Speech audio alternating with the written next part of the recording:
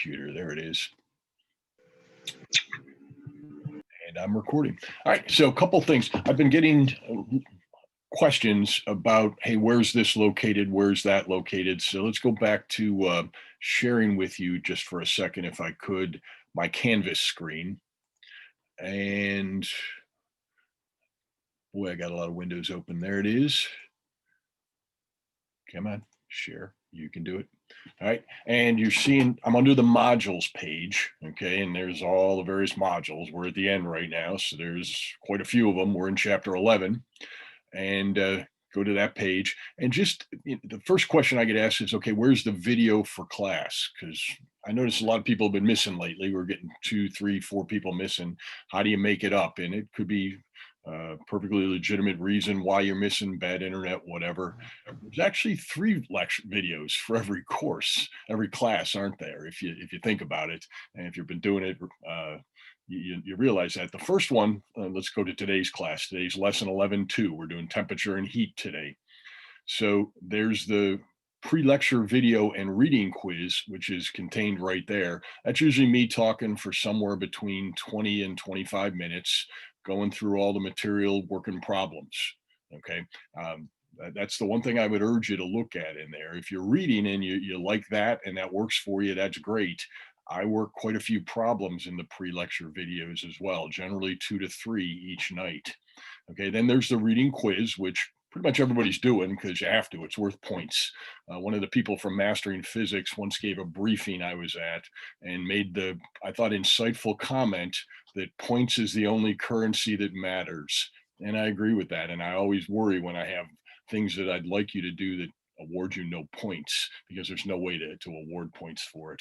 In any event, the reading quiz, people always look, there's usually a short video with Dr. Jones, one of the authors of our textbook. I have to tell you, he is your kind of prototypical physicist, isn't he? With the hair all of disarray, but he speaks very well, in my opinion. So I think that's worth watching. And then, of course, you answer a couple questions in his video and right afterwards, and then a couple of other reading questions are typically in that. So there's like a video by me. There's a video that Dr. Jones gives. It's usually pretty short, and most people I think are watching that. And then finally, if you see the class recordings, because I hit the record button just before I started talking right there at the very bottom, and they're arranged chronologically, so they're the last couple of classes, and that's just me remembering to hit the record button at the start of this session and hitting it at the end.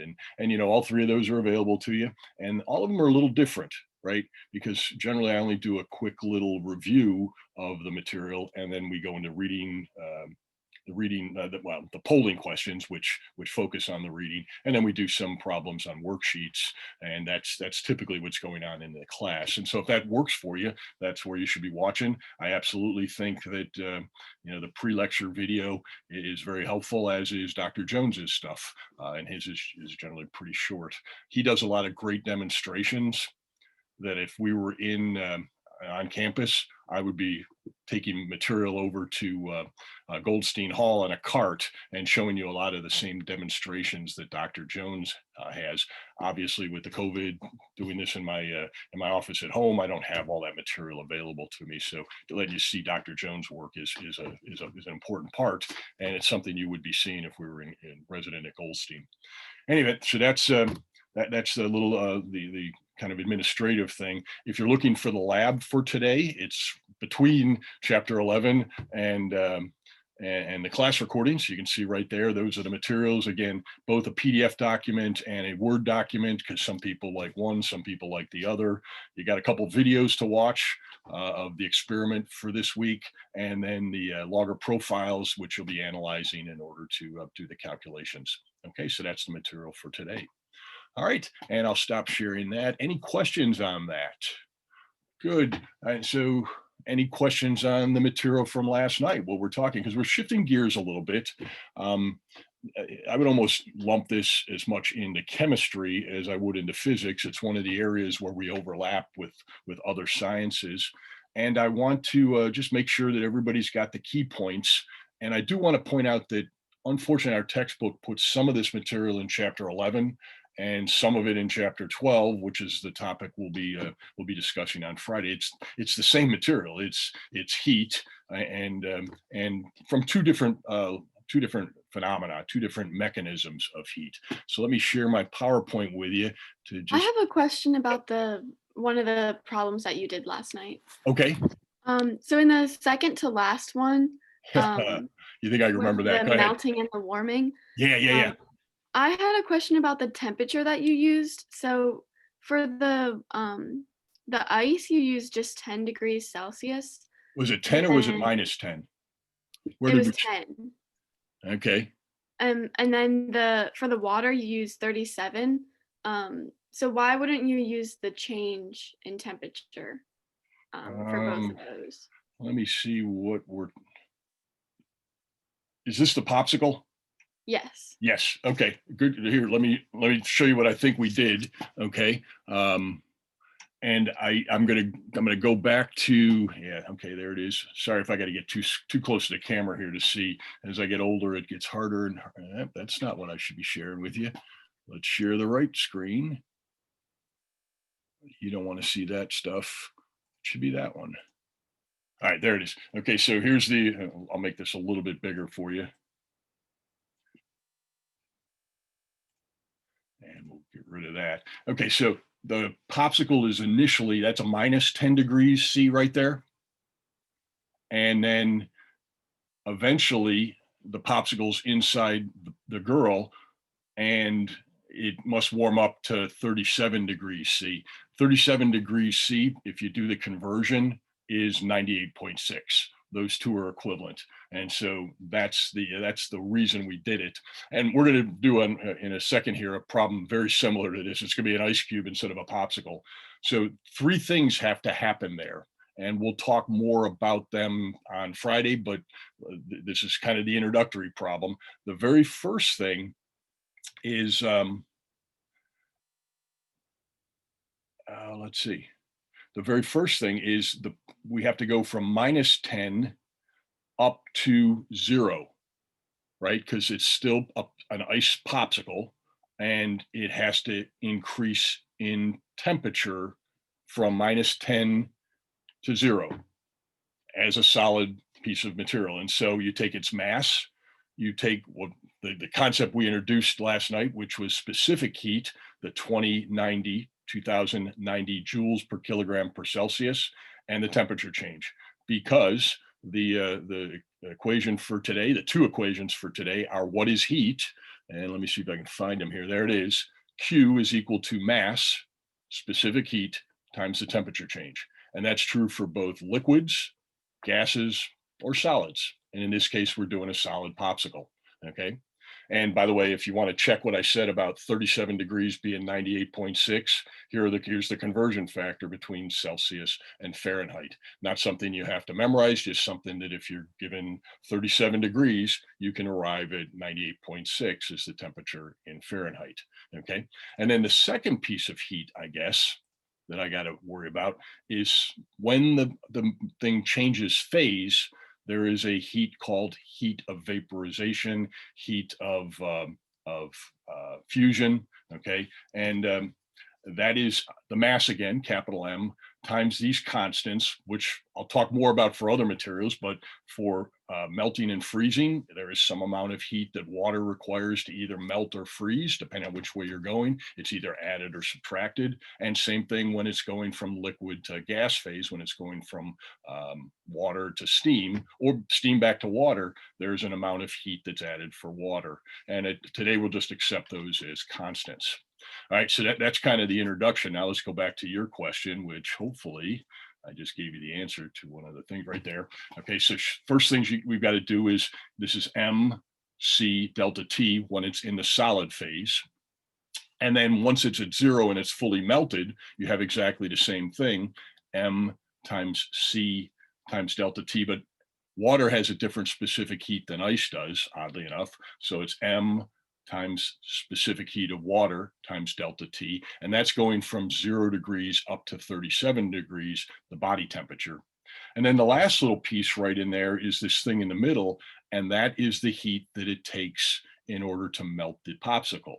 and that's the mass of the popsicle. That number right there, the 3.3 times 10 to the fifth, is the specific heat of the popsicle of ice. We're assuming the popsicle is essentially water, and so the specific heat, I'm sorry, the heat of fusion or heat of melting for the ice is 3.3 times 10 to the fifth, and that's joules per Celsius. Okay, I'm sorry, joules per kilogram. And so when you multiply by kilograms, you get some number of joules. Okay, did I answer your question? Yeah, thank you. Okay, yeah. See the two temperatures, and I do have a chart that is actually Friday's material that I can show you. Um, and I'll stop sharing this screen and go to the other screen. And hopefully you're seeing this. So we're basically starting along line 1 at -10. We got to come up to here, and we got to put in some heat to do that, just to heat it up from -10 to 0. Then we got to put in more heat in order to melt the popsicle along line 2. And then we got to come up along line 3 until we get to the body temperature, which is where the ice ultimately winds up, right? And so that's what we're talking about. All right, good question. And again, because our textbook splits that up over 2 chapters, we'll be revisiting this on Friday, and I'm going to do a problem on some of this in just a moment, as will you. Any other questions? That pretty much does my review here. So let me stop sharing this one and go back to sharing the other ones, because I got a couple questions for you, just 2 this time. Where are we? There it is. Hopefully that's the right one. And we'll go to, there it is. And so let me open the first poll. Come on, close that pop-up. Go away. Pop-ups are the bane of your existence when you're trying to teach a class. All right, and so there it is. Put it there this time. Move all the way to the bottom. And we'll launch it.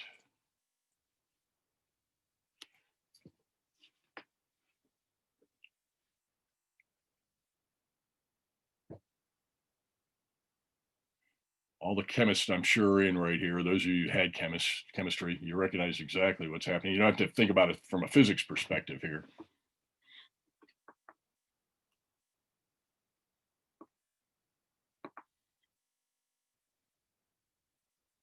If you've ever studied the ideal gas law, you understand the answer. But we're going to kind of look at it slightly different as physicists.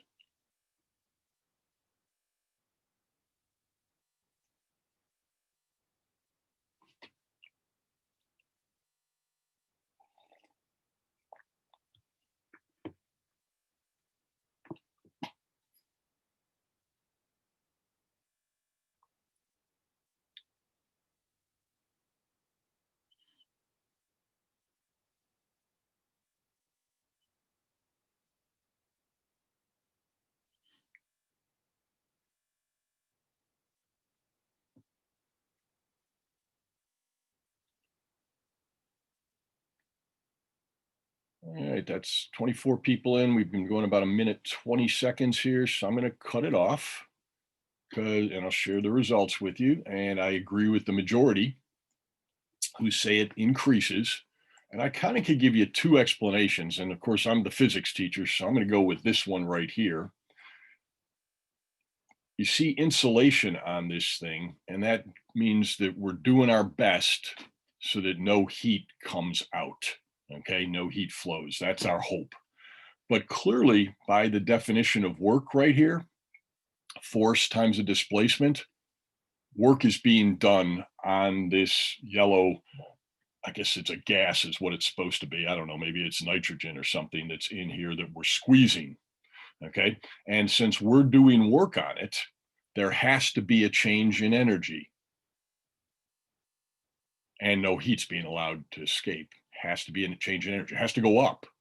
Well, is there kinetic energy going up, like m1/2 mv squared? Is there potential energy going up?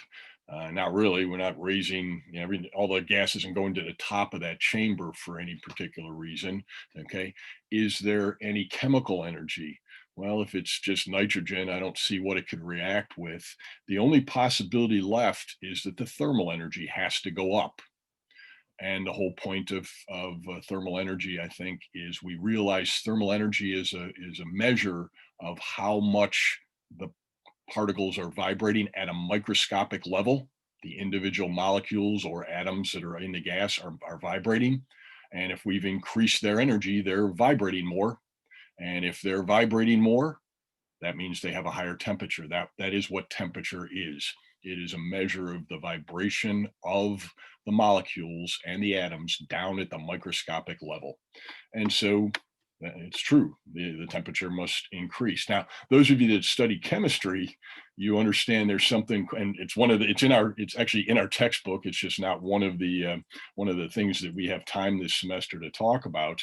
You learn something called an ideal gas law, which says the pressure times the volume is equal to, oh, I usually use nRT, but you can pick whatever constants you want right here.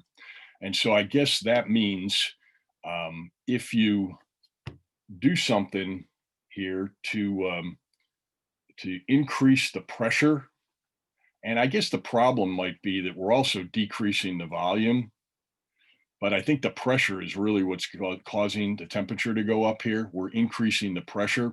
We expect that the temperature would go up as well, even though the volume is going down. And so that's, as a chemistry student, I always had a little bit of trouble deciding, which is the dominant. Is it the fact that the pressure is going up or the volume is going down that ultimately goes to the temperature going up? Okay, and that may be why a couple people were a little unsure right there, because they were thinking chemistry and the ideal gas law. But think about it from a physics perspective.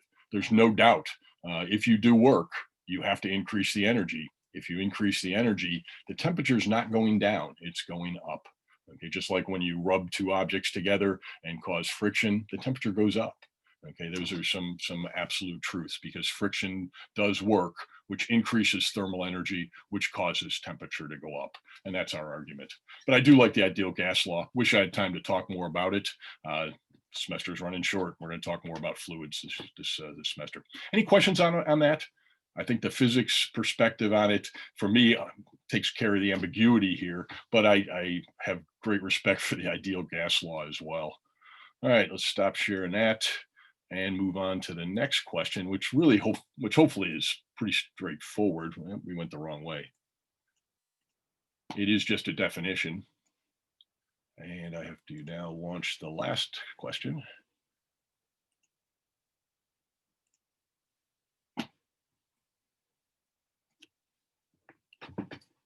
This may seem like a simple question, but it is fairly profound, I think.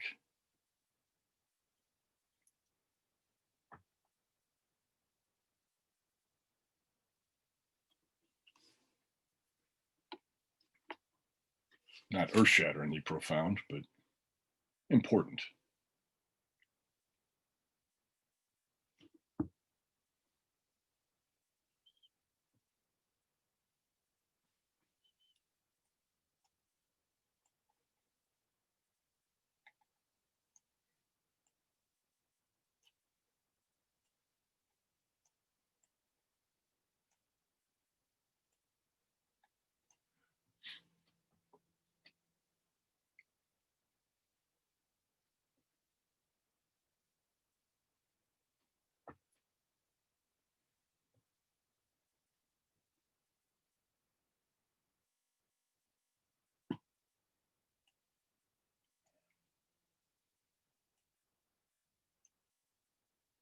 Keyword here is equilibrium.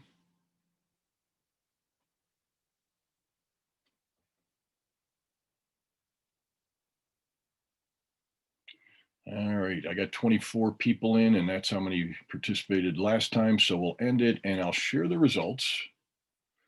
And, I think if you rely on life experiences, greater than zero kind of makes sense. You put ice in a glass, it never cools down to the freezing point. It just doesn't. But in this particular question, that word is what is the key. And what does it mean to be in equilibrium? What it means to be in equilibrium is that the ice, and which has to be by definition no warmer than 0 degrees. Okay, if it's warmer than 0 degrees C, ice isn't ice, it's water. Okay, and I'm gonna hedge a little bit. I read a source last night where it was actually not, it was 0.1 is one of the triple points of water, and I'm going to ask a chemist if that's true. But to one digit, 0 degrees means it's still solid.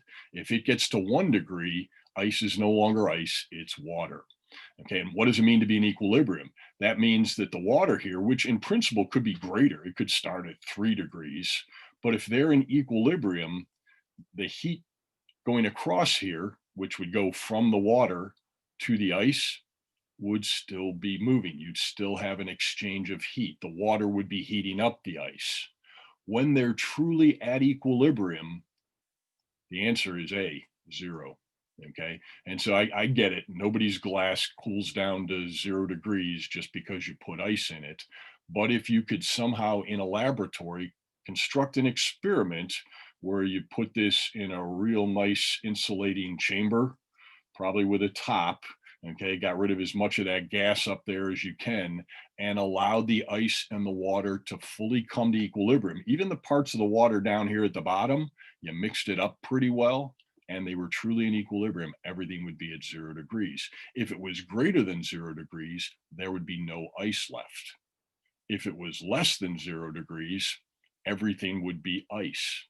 And that's how it works. Okay. So equilibrium is kind of an interesting concept because it's really hard to even have occur in a laboratory, but we've been doing that all along in physics, right? Frictionless surfaces. Anybody ever walked on one? I mean, we've come close. We all walk on ice, but even that has a little bit of friction. We assume all our mass is at a point in general, if we can. We make these simplifying assumptions in class because it allows us to do calculations that come pretty close to modeling what would actually happen. The concept of equilibrium is one more such simplification. In reality, it's a lot more complicated than that.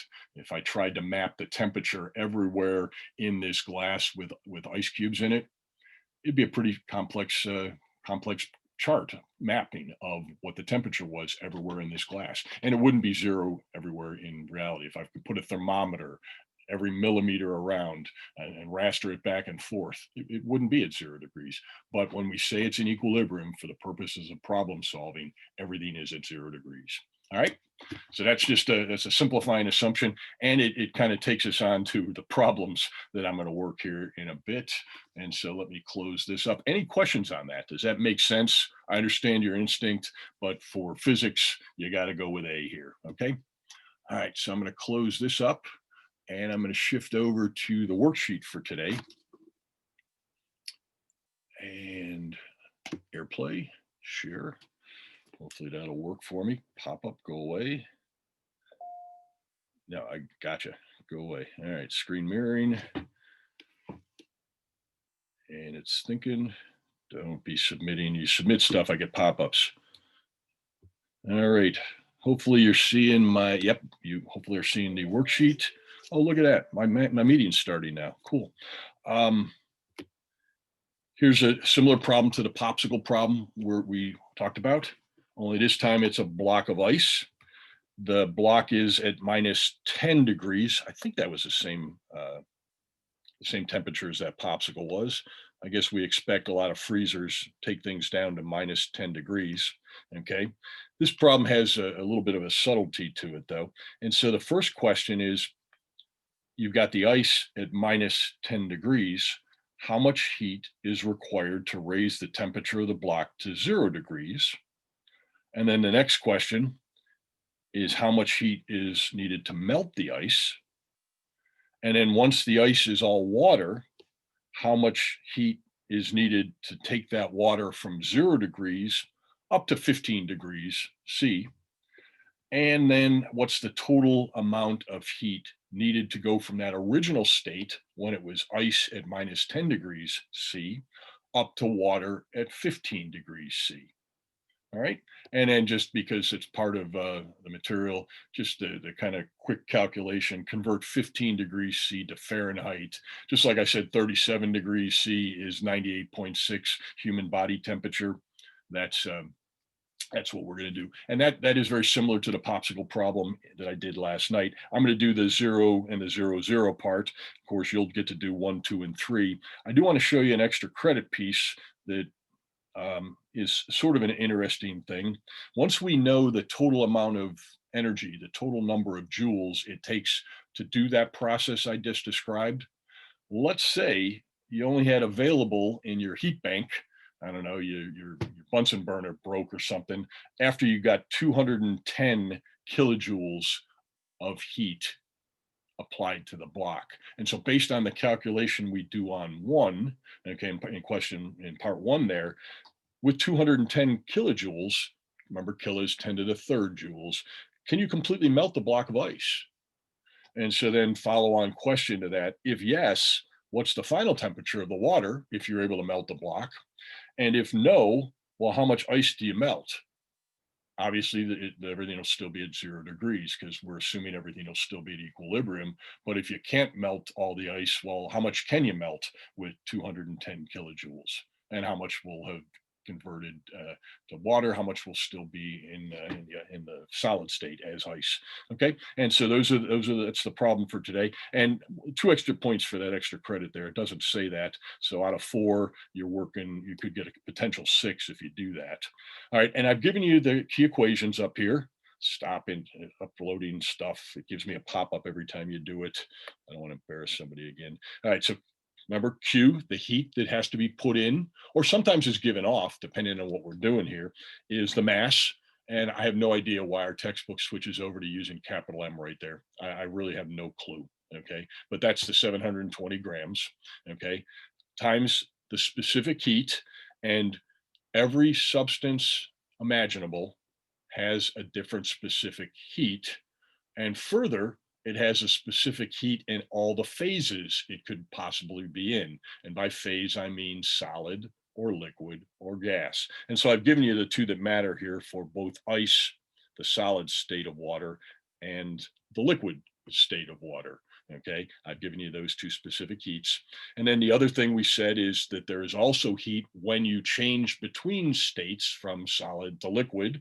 Okay, that's the latent heat. That's why I guess where the word L comes from, or the symbol L comes from the word latent heat, is what people say, of fusion for water is 3.3 times 10 to the fifth, and it's joules per kilogram. All right, so I'm going to start this off, and then we'll break up, and we'll leave the rest for you all, and I'll jump around groups as I do. And so we'll use do 0 here. It's a pretty straightforward calculation. Q is equal to M times C times delta T. And let's see, we're going from minus 10 degrees to 0 degrees. And so the mass is 720 grams. Make sure you get the conversion rate, 0.720 kilograms. Okay, make sure you just pick the right specific heat here. This is ice.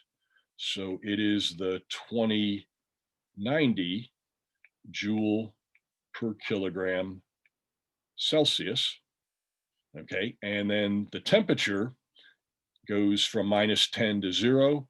So that's an increase of 10 C. If you want to see that written out, remember anything delta anything, is the final minus the initial. Okay, so the final is 0 minus a minus 10, which of course is plus 10 C. And that's why I wrote that. Okay, you don't have to write that out, but some of you may, well, how'd you know it was plus, not minus there? Well, because it's final minus initial. Final is 0. Minus and minus becomes positive. All right, let's see. Units here, which the one thing I didn't do specifically because I was in a hurry, frankly, is do a better job with units. See, the kilograms cancel, right? The Celsius, I find myself saying degrees Celsius, which I think is incorrect. People have just decided in the SI system, just say Celsius. But when I was in grade school, we said degrees Celsius. And so I'm canceling those. And of course, I'm left with heat in joules. Okay. And so I put that in my calculator, did that number before class, 43,300 and 65 joules is what is needed in order to go from minus 10 to 0. Okay, next question then, I guess. Let's leave it up there. How much heat is needed now to melt the ice? And with that, we'll use the latent heat of fusion because it's going from solid to liquid. If we're going from liquid to gas, there'd be a different latent heat. It's called the latent heat of vaporization. Okay, or if you're coming the other way, it could be condensation, and we'll talk about that more on Friday. But old question 00 here. Well, it's just Q is equal to the mass again, but this time it's the latent heat of fusion. Okay, great. So that's the 0.720 kilograms again. And not a number I have memorized, so I'll just make sure I get it right. I know it's times 10 to the fifth, 3.33. I should be able to memorize that. 3.3, not that I ever would. 3.33 times 10 to the fifth, okay? And the units were joules per kilogram. And again, the kilograms cancel. And I'm left with joules. And let's see, I put that in my calculator. And why am I on the wrong page? And you know what? I wrote the wrong number down. Let's erase. I read the wrong number right there off my notes. That number should have been 15,048. Yeah, that is the ice melting. I read the wrong line here. This one here, and I wrote it out as opposed to using scientific notation, because sometimes I think it's lost. 239,760. Way more significant figures than I ought to be carrying at this point. But remember, I'm going to combine them with the thing that comes next. And there's a point to be made here. You notice how much bigger the amount of energy required to melt the ice is as compared to, say, change its temperature by 10 degrees. I mean, this is significantly bigger than that. And so that is always a true statement. It takes a lot of energy to change from a solid to a liquid, way more than just changing the temperature of either the solid or liquid 10, 15, 20 degrees even. Okay. All right. So I'm done. Any questions on that? So I'm going to break you up into groups, and you're going to do pretty much what I did for 0, only now you're using a different specific heat there to figure out how much heat is now required in joules to raise the temperature from 0 up to 15 degrees, and then add them up and figure out what the total energy is to go from the initial minus 10 degrees to the final 15 degrees. Okay. And so that's the problem. And then, of course, convert the final temperature to Fahrenheit just so we can do that skill. And I hope some of you will take a second. You can see right away, okay, since it took 239 kilojoules just to melt the ice, hopefully you can see right away what the answer is if all you have is 210 joules to apply. Okay, hopefully you can just answer, do you completely melt the block of ice just from reasoning out that number, but then go back and figure out exactly what mass of the ice you can melt or what mass of the ice you can't melt. All right, any questions on what we're doing here? All right, then I'm going to stop sharing this with you. And looks like we've got 28 people, so I'm going to go 7 groups and work on those problems, and I'll jump around and answer any questions. We'll see in just a little bit.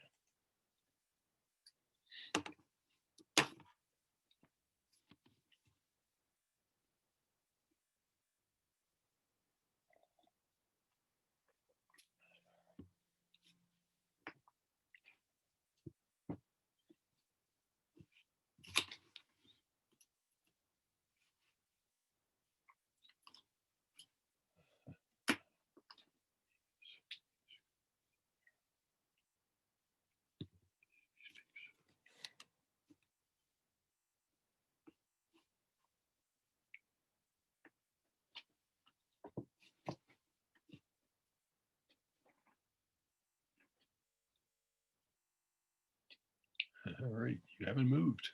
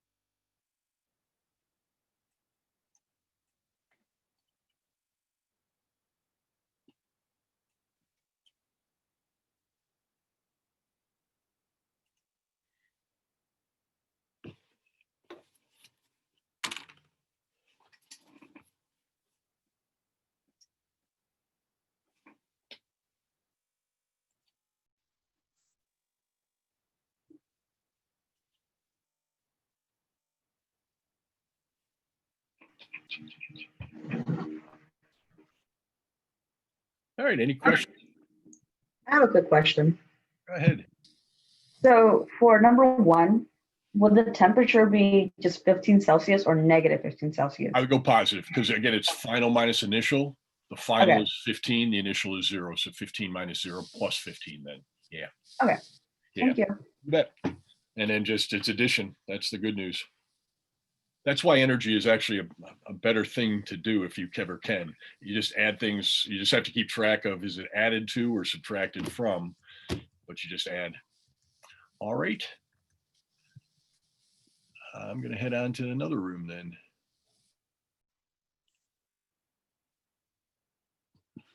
Why did it do that?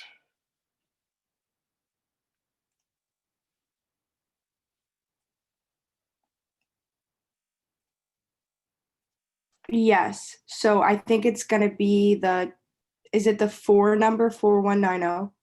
Yeah.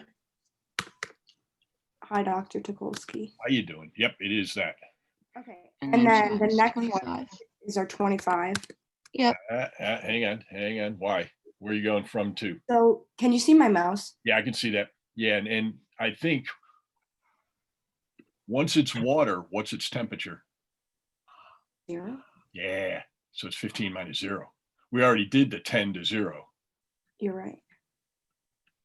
Yeah, there you go. So that should just be 10. And that makes that 10. All right. So this is going to be, is it 15? I'm sorry, 15. Yes. I'm saying 10. I already did the 10.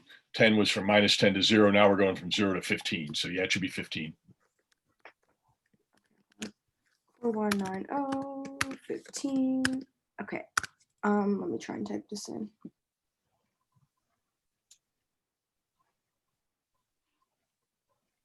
Did you get 45,252? That's it. Yes, that's what I got too. And then the units is, hold on, let me Joules. see. Okay. In joules. Okay. So then You pretend add that. You add that to the two numbers I got for 0 and 00. Yeah. So we're gonna wait. Are we gonna do the Q equals MLF? I already did that one. When we Oh. did that, I got 239,760. So where do we go from here? Okay, so now Um, the next step is you add 0, the answer I got for 0, the answer I got for 00, and the answer you just got for 1. Those three things combine, three things combined to give you the answer to 2. So you add this, plus this, and that's the answer to 2. All right. Does that look right? Yep. Add those up. Hey, Kristen. Yep. Can you type it in Gotcha. for me? Yeah. You guys are on the road. So somebody else is asking me to join their. Yes. Sydney, I think you asked for help here. What can I do for you? Yeah, so we're working on part 2, and we Yep. were just a little bit confused as to what equation and constants to use, because we were thinking, because it's changing completely between two states, you're not just changing the temperature of one individual state. Yep. Do we need to So- use a combination of the equations? I think all you do here, once you've got, I did part 0 and part 00, right? And that gets you up to liquid water at 0 degrees. What did you get for number 1?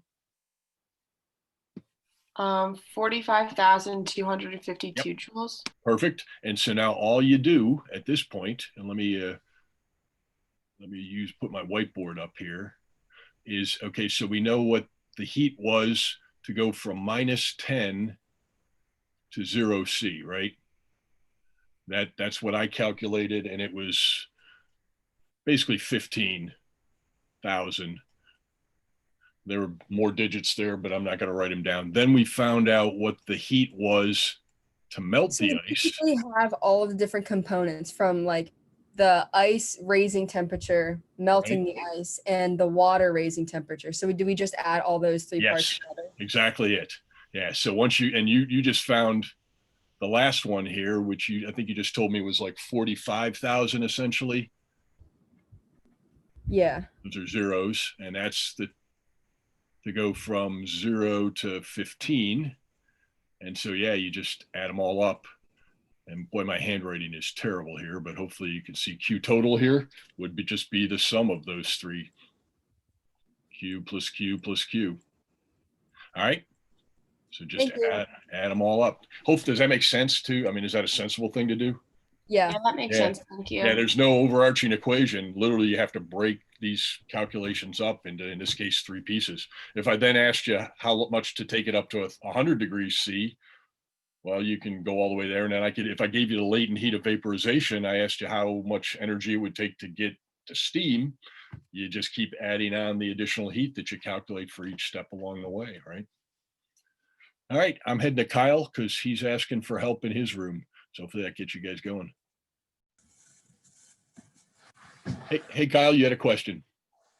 I did. So we're looking at the answer for number 1 and comparing it to number 0 that you had given us. Right. And I'm getting a much different number for the math that you had done. I'm not sure the mass is given at 720 grams, right? No, the math. The math, okay.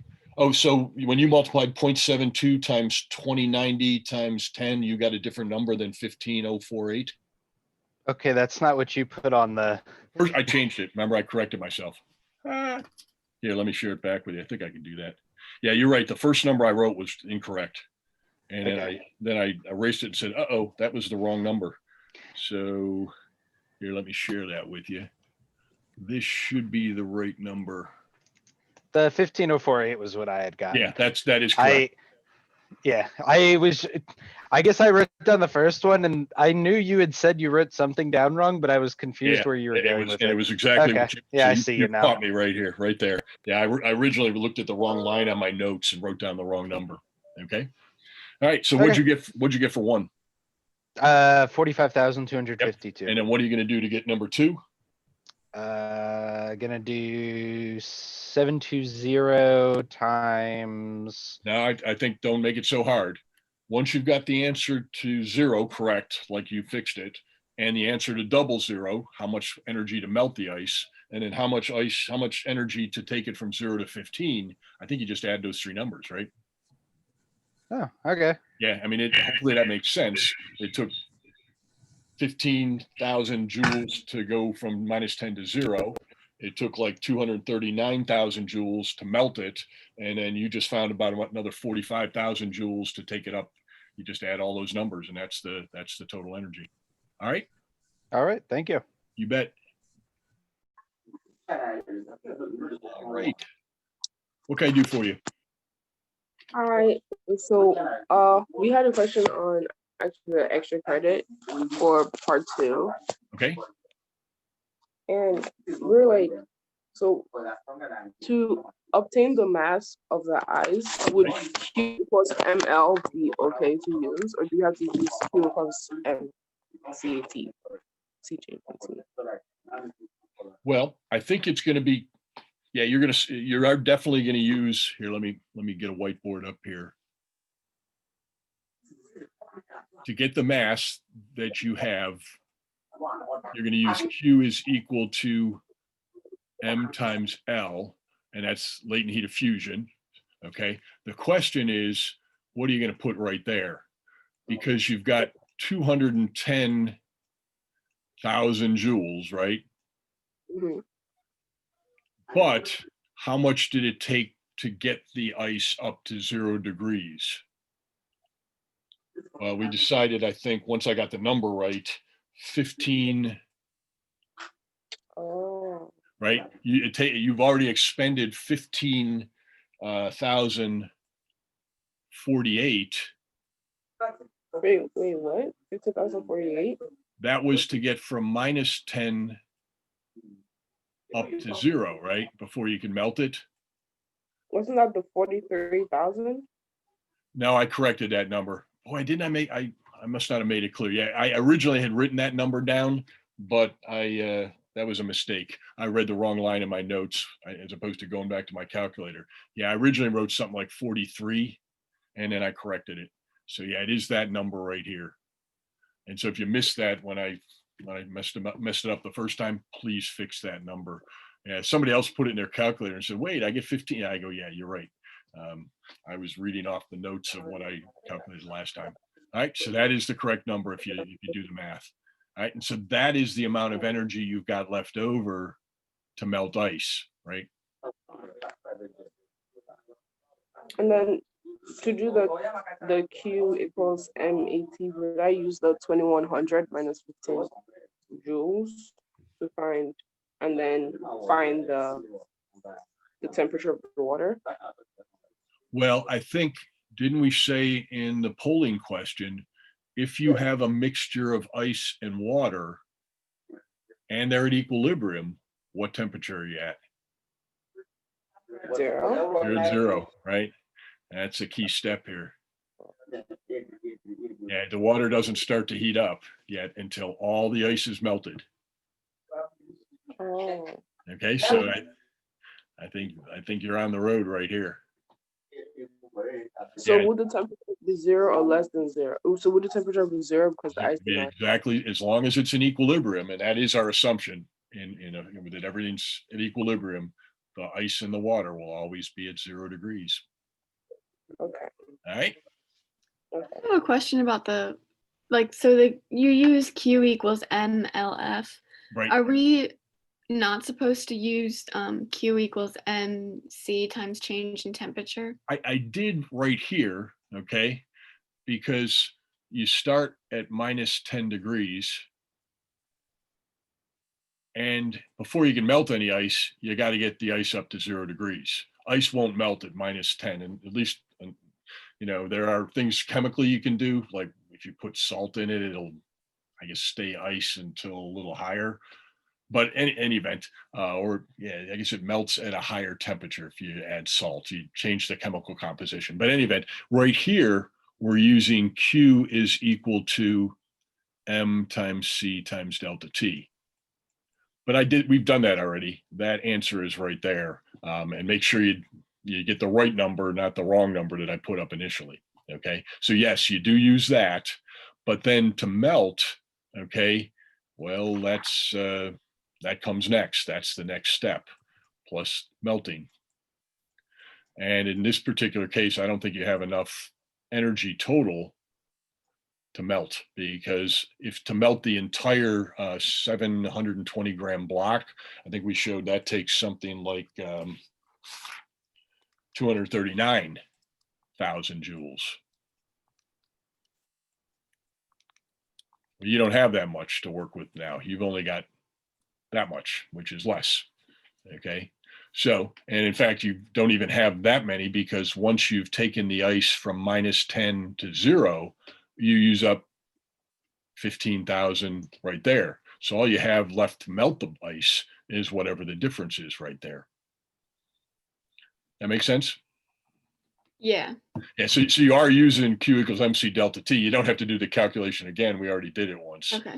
All right. But because you're melting it, you have to use the MLF. Yes, Okay. exactly. That's anytime you change a phase, you're using this equation. Yeah, if only it was so, it always did the same thing. And every ice is different from water, is different from steam, and going from ice to water takes different amount of energy than going from water to steam for the same block, the same 720 grams. And I wish it were more simple than that, but this is the way it is. All right. Thank you. You bet. I'm going to stop sharing. I think we have to leave. Dr. Jakolski? Yeah. Will my group share what we got? Sure. Okay, I'll share my screen. So, I don't have the work that you did before. I agree. 59 degrees is the right, and it's, yeah, you got that 0 in. Looks good. Okay. Yeah, sorry. So So we about 30, just about 30,000, 300,000 is about what the answer is. Yep. Looks good to me. Yeah. And everybody keep that up there if you Okay. could. I'm going to close all the rooms here. Which group was that? All I know is Kristen and Sean were in my group. I don't know anybody who, Okay. if anyone else was in it.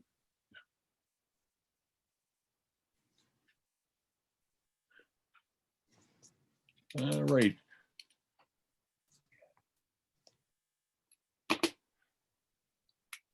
All right, looks like our time is just about up. Looks like I have most people back. Leave that up if you could, Nina. Oh, yes. Sorry. It went away. Here you go. Yeah, just so everybody else can see, this is the numbers that I think I agree with. For number one here, the change in temperature was 15 degrees from 0 up to 15 degrees, that much energy right there, about 45,000 joules. And then, yeah, a number of people ask me this, how do you do number two? Well, you add all the three numbers up, okay? And some people missed, I wrote down the wrong number initially, okay? 15,000, so that there's a zero there, about 300,000 joules is about the right answer to completely melt the block and take it up to 15 I'm degrees. sorry, I forgot to write joules, but you know Yeah, that. that's fine. I got Joule there. And then I agree, if you do the temperature conversion to Fahrenheit, it's right around 59 degrees. Okay, so those are our numbers. Show your work and give a shot at that extra credit. It's not that hard. Okay, but think it through. There is no just equation. There's component pieces, as there often is in physics. Hey, that's all I got. I guess some of you will meet up with Dr. Kem this afternoon, and I'll see the rest tomorrow in lab. And you have a great day. Talk to you later. I don't have to submit this, right? No, you're good. Yeah, Alright, thank and that's you. why I was asking, who's the fourth person in your group? I have no idea. Fourth person want to claim it? All right, I got Kristen and Sean though. All right, thanks. You bet. I'll be able to pull it up here. It's still on Power. It's still on Zoom, so I can take a look. Okay. I have a quick question. Sure, I'll be hanging around for office hours here. Absolutely. Oh, I lose the group. Where's Nina's group? All right, go ahead. So for the temperature conversion, why did she do 9 divided by 5 instead of 5 divided by 9? Yeah, okay. Because here's the equation. Let me share my whiteboard, and I'll try to improve my penmanship here because it's been terrible this morning. All right, so the equation that you have is that temperature C is equal to 5/9 times the temperature in Fahrenheit minus 32, right? Okay, so the first, so in this case, we know this number right here, right? We know that is 15. And we're trying to find this number right here. So the first algebra step will be to take the 15 and multiply it by 9/5. Right, you multiply by the reciprocal, multiply by 9, divide by 5, and that'll be equal to T Fahrenheit minus 32, right? And so then the next step is bring the 32 over to the other side of the equation. So it's 9/5 times 15 plus 32. Okay, but basically the answer to your question, I guess, is the first step of algebra to bring this to the other side of the equation, you multiply by its reciprocal, right? And Got it, okay. Yeah, so that's why she went 9/5. If you're going, so I guess if you're going from Fahrenheit to Celsius, you multiply by 5/9. And if you're going from Celsius to Fahrenheit, you multiply by the reciprocal 9/5. Okay, Got it, okay, thank you. you bet. I have a quick question about why, which I don't really understand. Like, why do you go to 0 when you're changing from ice to water? Do you go to the You have to stop at 0. Absolutely true. Is the question why? Yes, is it because you're doing a phase change? Because there's a phase change there. Until you get the ice to 0 degrees Celsius, ice can only melt at 0 degrees Celsius. Okay. Yeah, But like so in a regular one where heat is just transferring to the system, like in whiskey and stones, you can just do those temperatures. as long as you don't change phases, as long as you're always solid, you're always liquid, or you're always gas, well, then you can just use mass times the specific heat times delta T. If you ever go across a phase change, either from solid to liquid or from liquid to gas, well, then you have to stop at either 0 degrees and do the latent heat calculation, or at 100 degrees and do the latent heat calculation. Okay. Yeah, and that's just one of those rules. It's the way nature made it work. I don't have an answer for why it is. I kind of do, I guess.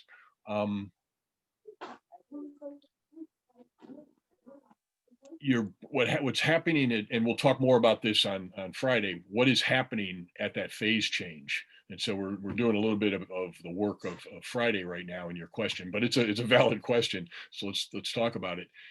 How do you go from solid to liquid? What is actually happening at the molecular level is that atoms and molecules that were bound together, those bonds actually break. And liquid is a state where the molecules and the atoms aren't bound to each other. They're more free to move around and slide across each other, right? And so that happens, nature has decided that happens at what we call 0 degrees, the freezing or the melting point of water. And those bonds actually break. And until all the bonds are broken, the ice doesn't heat up as water. It stays at 0 degrees until every bond is broken. And then the water is able to increase in temperature. Yeah. Does that make sense? Well, at least it's an explanation. I don't know if I even understand exactly why nature decided to make it work that way, but that is how it works. Yes, it does. Thank you. All right, you bet. Other questions? You got the math. Can you do the problem, and then does it make sense of the result? That's what really we're testing most often, isn't it, on a practical level? But that's how it works. Has to stop at 0 degrees, break all the bonds, but then once it's liquid, then it can continue to heat up.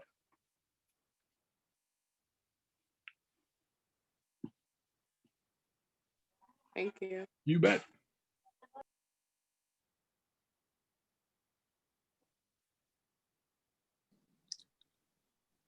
Hi, I have a question regarding the bonus Yeah, sure. part. Yeah. So, I just want to see if I got my answers correct. Okay. So like for the first part, it would be no, because No. it takes, Yeah, more energy like- than you got. Yeah. hmm? It takes more energy to melt it Yeah, than you and have a then phone. for part two, yeah, Go and ahead. then for the second part, to find the mass, you would replace Q with what you have, and then you would use the LF. Yep. And then that's how you would find mass. Yep. Which would be Yeah, so- 0.63 kilograms. Yeah, now here's the thing though. Here's the thing. Let me erase this. How much energy did it take to go from -10 up to 0? Do you remember that? That was the It took answer. 15. Yeah, about 15,000 joules, right? And so let me get my pen to work here again. To make that transition right there, that cost you, and literally it's a cost, you can see it as dollars, 15,048 joules. All right, and the problem says you've only got that many joules total to work with. So you spent 15,000 of them to heat up from -10 degrees C up to 0 degrees C. And so what does that leave you with? Something like 190, if I did the math right, 194 and 952 is what I get when I subtract those two. So that's how much energy you have left to melt. Okay, that's what you would set equal to M times L, right? Oh, okay. Not the entire 210, because you had to use 15,000 of it in order to get the ice up to 0 degrees. Ice won't melt until it gets to 0 degrees. Yeah. Okay, see how that works? And so now it's pretty straightforward. I hope. Yeah. But that's the key concept. Yeah, and then All right? and then for the second part, when it's asking what the temperature for the water is, you'd plug in the mass that you just got. Don't even make it that hard. Think about the second poll question we had. When ice and water are in equilibrium, what's the temperature? 0. Yeah, and the water won't start heating up until all the ice is melted. I don't know why. Okay. Actually, I kind of do. Nature just decided until all the bonds between all the molecules in the ice are broken, Mhm. it won't change from 0 degrees. That physical separation of all the water molecule bonding to each other, it only happens at 0 degrees, and until all of them are broken and they're all in the liquid state, you don't start heating up again. You stay at 0 degrees. Yeah, that's just one of those facts. Okay. Okay. Yeah. Thank you. You bet. Have a good day. You too. Take care. I just have another quick question Sure. for the extra credit. So I noticed that it said 210 kilojoules and not regular joules. Yeah. So that just means it's 210,000, right? Okay. Yeah. So it's a lot of energy. And it's truthfully, I don't know if I've ever said why I think people write things like kilojoules. It's easier to write 210 kilojoules than it is to write all those zeros, right? Yeah. All it means is that, okay? And we're just lazy people. We don't like writing that when we can just write a K in its place. And that's really the only answer I have for metric prefixes. People don't like to write all those extra digits. Got it. Okay. Thank you. You bet.